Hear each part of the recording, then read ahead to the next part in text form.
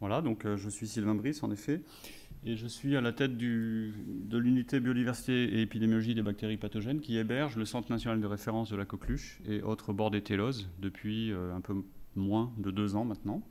Donc pour moi, la coqueluche et Bordetella pertussis, c'est un sujet assez récent.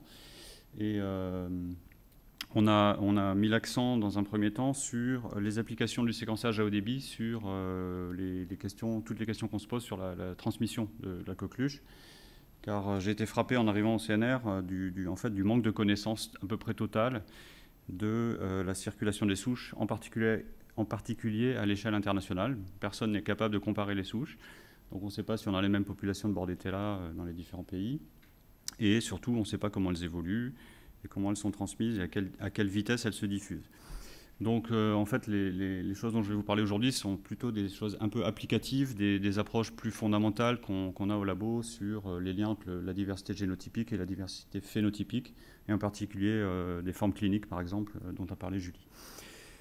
Donc tout ce travail va s'appuyer sur le fait qu'on a le Centre national de référence au laboratoire, et donc on a un système de surveillance assez spécifique en France, qui est basé sur la surveillance surtout des tout petits, avec donc collecte des cas cliniques inférieurs à 6 mois dans environ 42 hôpitaux en France. Ça représente, donc c'est des hôpitaux pédiatriques, ça représente environ un tiers de tous les hôpitaux pédiatriques, enfin en termes de nombre d'admissions en France. Donc on capture à peu près un tiers des cas de coqueluche français grâce à ce système. On a en plus des souches qui viennent de cas jusqu'à 16 ans, avec essentiellement de la confirmation biologique. On n'a pas toujours l'histoire clinique détaillée, qui est moins importante dans ce cas-là. Donc sur la base de ces souches qui sont collectées, et je salue à cette occasion d'ailleurs le travail remarquable de Sophie Guillot, je ne sais pas si elle est là, Sophie, mais Sophie est l'adjointe du CNR et conduit la surveillance de la coqueluche au labo de manière vraiment très autonome. Et donc je la remercie. Donc une des questions à laquelle vraiment on est confronté, c'est de comprendre la résurgence de la coqueluche. Alors la résurgence, quand vous lisez les articles sur la coqueluche aujourd'hui, il y a toujours un premier paragraphe de l'article qui dit Whooping cough is re-emerging. Et donc est-ce vraiment vrai? Donc ça a été abordé par Mathieu Domenech-Dessel, c'est un postdoc qui est d'ailleurs présent à l'Institut Pasteur actuellement. Et vous voyez que dans certains pays, c'est vrai, vous avez Australie, USA, Israël par exemple, vous avez une courbe qui augmente régulièrement. L'abscisse, c'est environ depuis les années 90 jusqu'à maintenant. Et donc vous voyez que c'est vrai que la coqueluche augmente en prévalence depuis environ 2 ou 3 décennies dans certains pays, mais ce n'est pas du tout vrai partout. Alors vous remarquerez que la France n'est pas représentée sur ce schéma, mais Julie ça c'est parce que bon, le système de surveillance en France est un peu différent des autres pays. Par exemple, on ne fait pas d'enquête de séroprévalence en France, etc. Et on ne regarde pas beaucoup la population adulte. Du coup, ce n'était pas comparable. Mais en France, on ne voit pas de résurgence, pas vraiment. Et on voit que dans certains pays, d'ailleurs, la coqueluche a l'air de diminuer en fréquence. Donc tout ça nous laisse un peu perplexes. Et moi, quand je suis arrivé au CNR, j'étais vraiment frappé par le manque de compréhension de ce qui se passe d'un point de vue de la dynamique épidémiologique. Donc en fait, il y a plusieurs explications possibles et qui sont citées souvent dans la littérature. Bien sûr, les programmes de vaccination ne sont pas du tout les mêmes selon les pays. Déjà, les schémas vaccinaux ne sont pas les mêmes, mais on n'a pas non plus les mêmes vaccins. La plupart des pays du monde utilisent encore le germe entier, dans les pays du Sud en particulier, parce que c'est moins cher à produire. Dans les pays du Nord, on utilise des vaccins cellulaires qui vont de 1 à 5 composants et qui donc varient selon les pays. Et même quand on a les mêmes composants, ce n'est pas forcément les mêmes variants de la protéine qui sont utilisés. Donc ça donne une image très complexe et c'est très compliqué de comprendre l'effet des vaccins sur l'épidémiologie si on n'est pas capable de savoir si on a les mêmes souches ou pas selon les pays. On a d'autre part des systèmes de surveillance qui sont très distincts, et ça je l'ai déjà dit.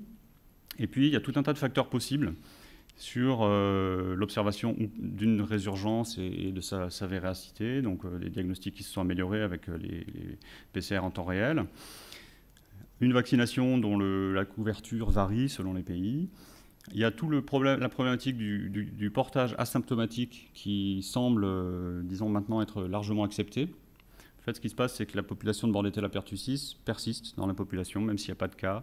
Il y a beaucoup de porteurs qui sont complètement silencieux, on n'arrive pas à les détecter. Même chez les gens qui ont été infectés récemment, il est très difficile d'isoler Bordetella pertussis. parce que le taux de présence de Bordetella pertussis dans les prélèvements est vraiment faible. Voilà, et puis il y a d'autres facteurs, dont donc le waning immunity dont a parlé Julie, et puis l'évolution des souches. Et donc ça, c'est évidemment, moi, en tant que microbiologiste, une thématique que je peux aborder qui est plus facilement, disons, testable à partir des collections de souches qu'on a. Voilà. Donc une des questions à laquelle on s'intéresse, c'est évidemment quel est le lien entre ce qui se passe, la situation épidémique dans différents pays. Est-ce que, en particulier, les souches se transmettent facilement de pays à pays et que finalement, si on a une émergence d'un clone, d'une souche particulière ou d'un variant particulier, si vous voulez, dans un pays, combien de temps il va mettre pour qu'on le voit dans un autre côté du monde, quoi. Alors, tout ça nous ramène à la thématique de ce qu'on appelle l'épidémiologie moléculaire, parce que bon, le thème de ce topo, c'est la génomique épidémiologique, et donc en fait, on fait du typage moléculaire avec des génomes complets, ou du séquençage de génomes quasi complet. Voilà, donc les questions typiques qui sont abordées par ce type d'approche de l'épidémiologie moléculaire sont la détection d'épidémies, de cluster, comme on dit en anglais, avec donc une courbe épidémique et puis un soudain pic. Donc si c'est un pic monoclonal, il est tout rouge, c'est une souche rouge qui a augmenté en fréquence. Et ça, c'est vraiment des systèmes de surveillance, par exemple sur Listeria ou Salmonella, qui sont importants parce que ça permet de détecter une source et d'arrêter la transmission. Ensuite, on a des grandes questions sur, quand on a une épidémie, est-ce que c'est une épidémie clonale, comme on dit dans le jargon, donc est-ce que c'est une seule souche qui cause l'épidémie, ou au contraire, est-ce que c'est une augmentation de nombreuses souches à la fois. Et donc ça, c'est important parce que, comme vous le verrez, ça a des implications différentes sur l'interprétation de l'épidémie. Et évidemment, la grande question, c'est d'où vient l'agent infectieux quand on est capable de tracer sa source. Voilà. Et puis une question plus générale, c'est de comprendre l'épidémiologie et la transmission des souches à l'échelle internationale en particulier, ou quand on est sur des pathogènes un peu généralistes, c'est aussi des approches qu'on appelle One Health, c'est-à-dire de comprendre la circulation des souches entre les différents réservoirs environnementaux, l'alimentaire, les animaux, etc. Donc voilà les grandes questions qu'on se pose selon les pathogènes.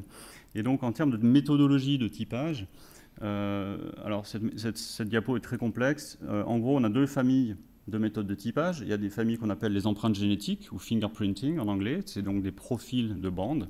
Vous avez un exemple ici. Et puis elles ont des acronymes très compliqués, donc c'est pas la peine de passer beaucoup de temps dessus, parce qu'ils sont en train d'être abandonnés, au profit du séquençage génomique, qu'on appelle WGS ou VGS si on va aller plus vite. Comme quand on va au WC d'ailleurs, on dit WC et pas WC, ben c'est pareil, on dit VGS ici. Voilà, et donc ces méthodes ont des acronymes comme Multilocus Sequence Typing et puis les SNP, Single Nucleotide Polymorphism, c'est des choses qu'on voit beaucoup maintenant dans la littérature. Donc en fait, ça veut dire une mutation ponctuelle. Et voilà. Et donc l'intérêt du séquençage génomique, c'est qu'on a une discrimination maximale, c'est-à-dire qu'on séquence et on obtient l'ensemble de l'information génétique du pathogène. Et donc évidemment, s'il y a des variants, on a accès à l'ensemble des variants qui sont présents entre différents isolats cliniques, par exemple. Alors l'autre intérêt du séquençage génomique, c'est qu'il permet de reconstruire la généalogie des souches, ce qu'on appelle la phylogénie. Vous avez un exemple ici qui, j'espère, vous permettra de comprendre ce qu'on fait. Donc vous avez 4 séquences, par exemple, dont vous voulez retracer la généalogie. Ce qu'on fait typiquement, d'un point de vue un peu intuitif, c'est qu'on va chercher des caractères dérivés, partagés entre les souches. Par exemple, ici, vous avez un C qui est en mauve, un T qui est en rouge, partagé entre ces deux séquences. Le C était partagé entre ces deux-là. Et donc, on en déduit que ces deux séquences partagent un ancêtre commun dans lequel le C est apparu. De même, ces deux séquences partagent un T. On peut dire qu'elles descendent d'un ancêtre commun qui avait acquis ce T lui-même. Voilà. Et ainsi, on peut reconstruire l'ordre et la succession des mutations qui sont apparues, et donc reconstruire la généalogie des différentes séquences. Donc ça, c'est très important, parce que ça permet de comprendre l'évolution des souches de manière très précise. Voilà. Et donc la première question qu'on peut aborder, c'est la question de est-ce que mon épidémie est clonale ou multiclonale. En gros, vous avez une courbe épidémique, vous avez des cas cliniques, pour l'instant vous ne savez rien, et puis si vous isolez les souches et que vous les séquencez, vous pouvez définir différents types de souches, et puis vous pouvez voir si, en effet, vous avez une épidémie causée par un grand nombre de souches, ou au contraire une seule souche qui a augmenté en fréquence, comme on le voit ici. Voilà, donc ça c'est important parce que dans ce cas, par exemple, on peut soupçonner que la souche a acquis par exemple une virulence nouvelle ou une transmissibilité accrue, ou par exemple une résistance aux antibiotiques qui favorise sa diffusion dans un hôpital.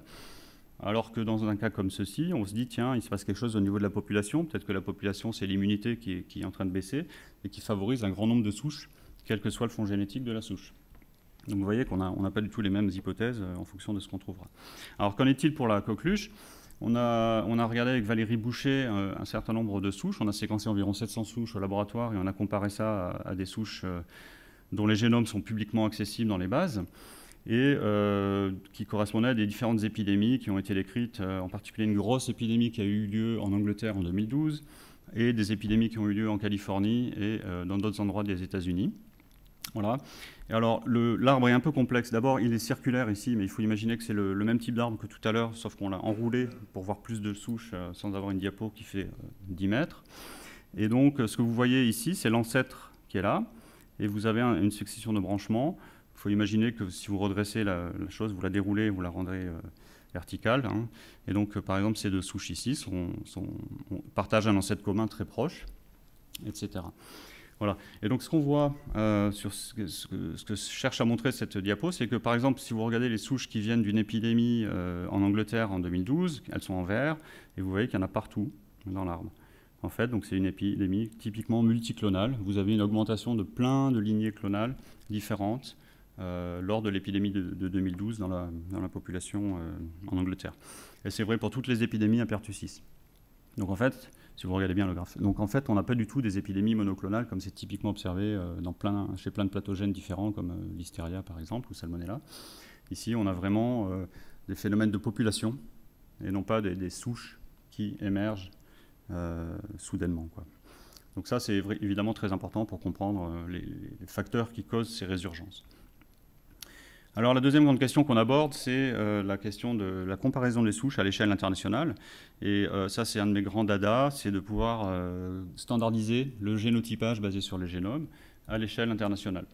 Parce qu'évidemment, si tout le monde parle son propre langage sur le typage des souches, il n'y a pas moyen de savoir si on a les mêmes souches qui circulent. Et donc, une des premières choses qu'on a faites au labo avec Valérie Boucher, c'est de mettre en place ce qu'on appelle un système de typage standardisé. Je vous passe les détails techniques, on pourra en discuter si vous voulez. Et donc, grâce à ces approches standardisées, on permet à tout le monde, tous les systèmes de surveillance internationaux qui séquencent des souches, de comparer leurs souches. Donc, dans cet exemple, on peut l'appliquer au même arbre que tout à l'heure. Et donc l'interprétation, elle est ici, mais elle est vraiment très simple à comprendre. Hein. Si vous avez deux souches ici qui viennent d'Angleterre et une souche un peu dérivée, proche de celle-là, qui vient de France, on peut en déduire, si ça c'est la phylogénie des trois souches, qu'il y a un transfert géographique entre l'Angleterre et la France à un moment donné, ce qui fait que la même souche quasiment se retrouve en France. Voilà. Et en suivant ce principe, si on suit les couleurs ici, par exemple, bleu c'est la France, vert c'est l'Angleterre, ben, vous voyez qu'il y a plein d'événements de transfert d'un pays à l'autre, ou vice-versa. C'est pas facile forcément de le savoir. D'ailleurs, il y a plein de pays qui ne sont pas échantillonnés ici, donc ça peut très bien passer par d'autres pays, etc. Mais en gros, ce que ça montre, c'est qu'il y a un énorme taux de transfert géographique, y compris à l'échelle continentale, puisque on a des souches américaines et des souches françaises ou anglaises qui sont très très proches. Voilà. Donc, conclusion évidente, on a la coqueluche, l'agent de la coqueluche est un pathogène qui se transmet très rapidement dans les populations humaines, et on n'a pas a priori de distinction entre les populations qu'on va trouver aux États-Unis ou en Europe. Alors, une troisième grande question, c'est bien sûr de pouvoir retracer les chaînes de transmission, connaître par exemple le contaminateur d'un bébé, si ça peut avoir un intérêt pour stopper cette chaîne de transmission s'il y a d'autres enfants qui peuvent être exposés. Voilà, donc on a la chance au CNR d'avoir un certain nombre une très très bonne collection historique qui a été accumulée depuis au moins 20 ans par Nicole Guizot et ses collaborateurs. Et on a dans cette collection historique un certain nombre de souches qui viennent de cas intrafamiliaux, par exemple deux frères et sœurs qui ont eu la coqueluche à peu près en même temps, etc. Et donc on a pris ces paires de souches et on les a séquencées, ainsi que des paires de souches ou des triplets de souches qui venaient du même patient, mais pris à différents moments de l'infection chez le même patient. Donc la question étant, est-ce qu'on est capable de dire que ces souches sont identiques et est-ce qu'on est capable de les différencier de souches qui sont non reliées épidémiologiquement ? Et la réponse est à peu près oui dans la plupart des cas. Vous voyez que les souches qui ont la même couleur, donc qui viennent du même cas, sont groupées dans notre phylogénie, et donc en gros, on arrive à les distinguer. Donc, on est capable, grâce à ce séquençage génomique, de retracer des chaînes de transmission. Voilà la conclusion générale de cet exemple simple. Alors ça, c'est une diapo où j'ai des dinosaures et des oiseaux qui n'ont rien à voir avec la coqueluche, mais c'est pour vous illustrer le phénomène de l'évolution, puisque la grande question qu'on se pose, c'est évidemment quelle est l'évolution actuelle des souches de Bordetella pertussis, et en particulier, est-ce qu'il y a un phénomène d'échappement au vaccin, comme ça a été observé chez beaucoup de pathogènes obligatoires pour lesquels on vaccine, par exemple le streptocoque, le pneumocoque est un exemple d'école. Donc, une des choses qui a été observée dans le laboratoire de Nicole Guizot à la fin des années 90, c'est qu'on a des souches qui perdent un des antigènes qui est inclus dans le vaccin. Cet antigène s'appelle la pertactine, c'est une adésine qui est donc exprimée à la surface de la bordetelle, que vous voyez ici, ça c'est la bactérie. Et puis, donc, ça c'est les 5 composants vaccinaux qui sont typiquement inclus dans les vaccins en France, en tout cas. Et la pertactine, donc une grosse protéine fimbriale. Et donc on s'est aperçu à partir des années, la fin des années 90, qu'il y a une émergence de souches qui ne produisent plus cette adésine, qu'on appelle la pertactine. Et donc vous voyez que le taux en 2015 était de 30%, je peux vous dire qu'en 2017 il était de 50%. Donc ça augmente très vite, c'est vraiment une augmentation exponentielle. D'ailleurs, dans certains pays où on a commencé à vacciner avec les vaccins cellulaires beaucoup plus tôt, comme aux États-Unis, on est quasiment à 90% de souches qui n'expriment plus, qui ont perdu le gène en fait de la pertactine. Alors ce gène, il est perdu ou il est interrompu par des mutations qui font que son expression n'est plus possible. Et donc on a regardé. Donc la question, bien sûr, qu'on peut se poser dans le contexte de l'épidémiologie génomique, c'est est-ce que c'est une souche qui diffuse, qui a perdu la pertactine et puis elle diffuse partout, ou est-ce que c'est un phénomène qui se répète? Et en fait, vous voyez ici la phylogénie d'un certain nombre de souches qui sont pertactines négatives en rouge, avec des pertactines positives, donc des souches ancestrales, entre guillemets, enfin qui ont le caractère ancestral, pertactine positive. Et vous voyez que les rouges sont un peu partout dans l'arbre. Autrement dit, il y a une émergence indépendante plusieurs fois, multiple, de la perte de la pertactine. Et ça, c'est un phénomène absolument fondamental en évolution qui nous dit une chose évidente, c'est que les bactéries ont intérêt, entre guillemets, à perdre l'expression de la pertactine, puisque si elles la perdent, elles se transmettent mieux. Voilà. Sinon, c'est ce qu'on appelle un phénomène de convergence évolutive. Voilà. Et donc, ça nous dit une chose, ça nous dit que la pertactine, dans tous les pays où on a cet antigène dans le vaccin, est très défavorable à la bactérie pour sa transmission. Dès qu'elle la perd, elle se transmet beaucoup plus facilement que les souches plus anciennes. Donc ça pose beaucoup de questions sur l'effectiveness, donc l'efficacité du vaccin actuel. Est-ce qu'il est en train de perdre en efficacité puisque un des composants ne va plus être utile dans le vaccin et la bactérie échappe en quelque sorte aux anticorps créés contre cet antigène? Donc ça, c'est une grande question que les gens se posent. D'ailleurs, le groupe de Nicole Guizot avait montré en modèle souris qu'en effet, les souches qui perdent la pertactine survivent plus longtemps dans la souris que les souches sauvages, entre guillemets, qui ont encore la pertactine, dans les souris immunisées, vaccinées. Et ça pose aussi des questions sur la sévérité de la maladie. On peut se dire que tiens, une adésine qui est assez fondamentale dans la biologie de la bordetelle, puisqu'elle est conservée par ailleurs dans tous les pays où on ne vaccine pas contre ces vaccins cellulaires. Donc elle doit bien servir à quelque chose dans le cycle de vie de la bordetelle. Donc des souches qui perdent cet antigène peut-être vont causer des infections moins sévères. Et donc ça, c'est une des questions qu'on se pose au labo. Voilà, donc je résume un peu ce que j'ai dit. J'espère que je n'ai pas été trop long pour rappeler simplement que les génomes, donc on peut les obtenir de nos jours environ 5 jours. Je ne sais pas si Vincent est encore là, mais Vincent Enouf a mis en place un système de séquençage semi-industriel pour les CNR de l'Institut Pasteur qui est vraiment très performant. Et donc ça nous permet en quelques jours d'avoir accès aux génotypes, ce dont je vous ai parlé aujourd'hui, mais aussi à des choses dont on n'a pas le temps de parler, qui sont les éléments de résistance ou de virulence, comme la pertactine par exemple. Et donc on peut faire une carte d'identité rapide d'un génome bactérien grâce à ces approches. Et juste pour finir, on a mis en place, donc, parce que l'idée, je vous avais dit, c'était que les différents laboratoires du monde puissent communiquer sur les souches qui circulent. On a mis en place un site web qui permet de comparer des génomes par un copier-coller de votre séquence génomique. Vous pouvez très rapidement avoir son génotype, hein, son numéro de génotype. Donc c'est le numéro de la branche dans laquelle est la souche, en quelque sorte, dans l'arbre phylogénétique. Et donc ça permet aux gens et au système de surveillance de se parler et de dire tiens, on a le même génotype que vous, etc. Donc ça, c'est pas super intéressant ni très important pour l'aborder tel, parce que bon, on n'a pas vraiment de moyen de contrôler les transmissions. Mais on a mis en place des choses un peu similaires sur la listériose, par exemple.